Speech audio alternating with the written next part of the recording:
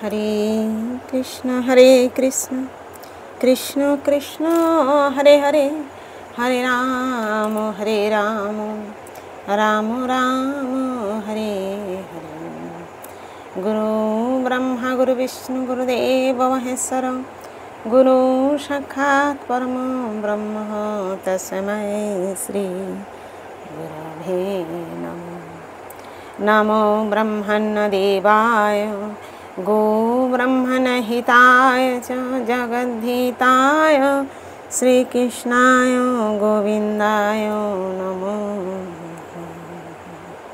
जय गुरुदेव, जय गुरुदेव। पाठ करছি শ্রীমদ্ ভাগবত গীতা পঞ্চম অধ্যায় কর্ম সন্ন্যাস যোগ, শ্লোক নাম্বার 8 এবং 9।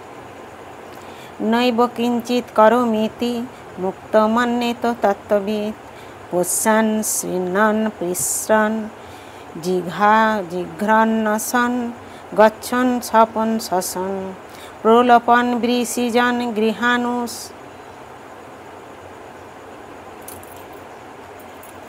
উন্মিষণ নিমিষণ ওপি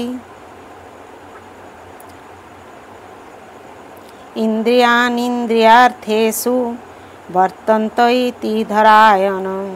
ন মানে না, এব মানে অবশ্যই, কিঞ্চিত মানে কোনো কিছু, করমি মানে করি, ইতি এভাবে যুক্ত মানে চিন্ময় চেতনায় যুক্ত, মন্যেত মনে করেন, তত্ত্ববিদ তত্ত্বজ্ঞ, পশ্যান দর্শন, শৃণ্বন শ্রবণ, স্পৃশন স্পর্শ, জিঘ্রণ ঘ্রাণ, অশ্নন ভোজন, অশ্নন ভোজন, গচ্ছন গমন, স্বপন স্বপ্ন, শশন শ্বাসগ্রহণ, প্রলোপন প্রলাপ, বিসৃজন ত্যাগ, গৃহাণ গ্রহণ, উন্মিষণ উন্মিলন, নিমিষণ নিমিলন, অপি মানে সত্ত্বেও, ইন্দ্রিয়াণীন্দ্রিয়াসু ইন্দ্রিয়ার্থেষু ইন্দ্রিয়ের বিষয়ে, বর্তন্তে মানে পবিত্র হয়, ইতি মানে এইভাবে, ধরায়ণ ধারণা করেন।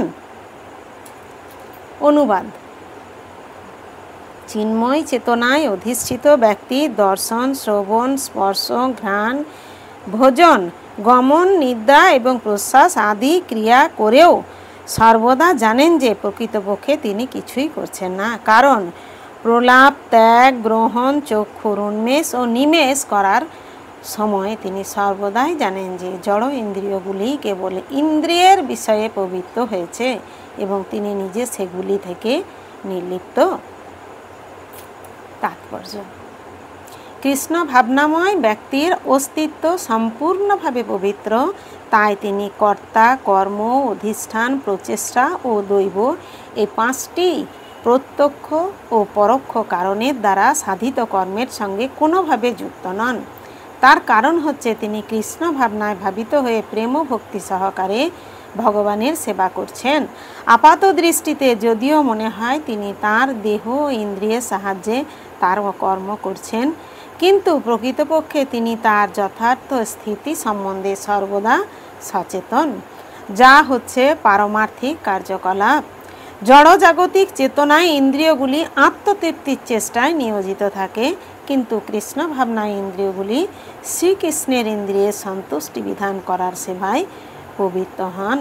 তাই কৃষ্ণ ভক্তকে আপাত দৃষ্টিতে ইন্দ্রিয়ের কার্যকলাপে নিয়োজিত বলে মনে হলেও কার্যত তিনি সর্বদাই মুক্ত।